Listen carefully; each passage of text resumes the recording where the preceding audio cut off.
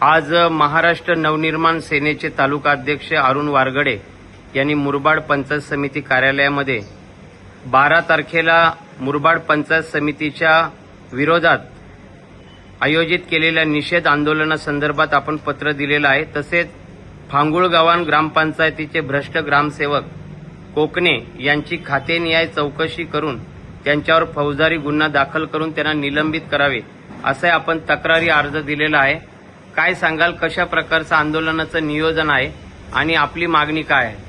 साहेब, आंदोलन हे खूप मोठं होणार आहे, कारण गेले 6 महिने आम्ही ह्या विषयाला पकडून खूप पत्रव्यवहार केला आहे।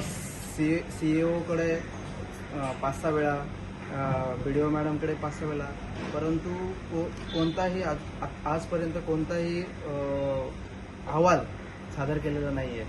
आणि त्या अनुषंगाने आज आम्ही जिल्हाध्यक्ष अविनाश जाधव साहेब यांच्या नेतृत्वात आंदोलनाचा हा इशारा दिलेला आहे की अधिकाऱ्यांमधला जो झोपेचं ढोंग आहे ते जागे करण्यासाठी आम्ही 12 तारखेला खूप मोठ्या प्रमाणात आंदोलन करत आहोत। आणि त्या भ्रष्ट ग्रामसेवकाला, म्हणजे जो आम्हाला रस्त्याच्या, म्हणजे 25 वर्ष ज्या गावाला रस्ता नाही आहे त्या गावाला रस्ता करण्यासाठी आम्ही जो ठराव मागत असतो तो ठराव देऊ शकत नाही, किंवा पाण्यासाठी आम्ही ज्या योजना आणतो त्या योजनांसाठी ठराव देऊ शकत नाही, किंवा तो कॉल उचलू शकत नाही आमचा, असा हा भ्रष्ट ग्रामसेवक याला लवकरात निलंबित करण्यात यावे, यासाठी आमचा हा खूप मोठं आंदोलन 12 तारखेला होत आहे। सगळ्यांनी जरूर या त्या आंदोलनासाठी।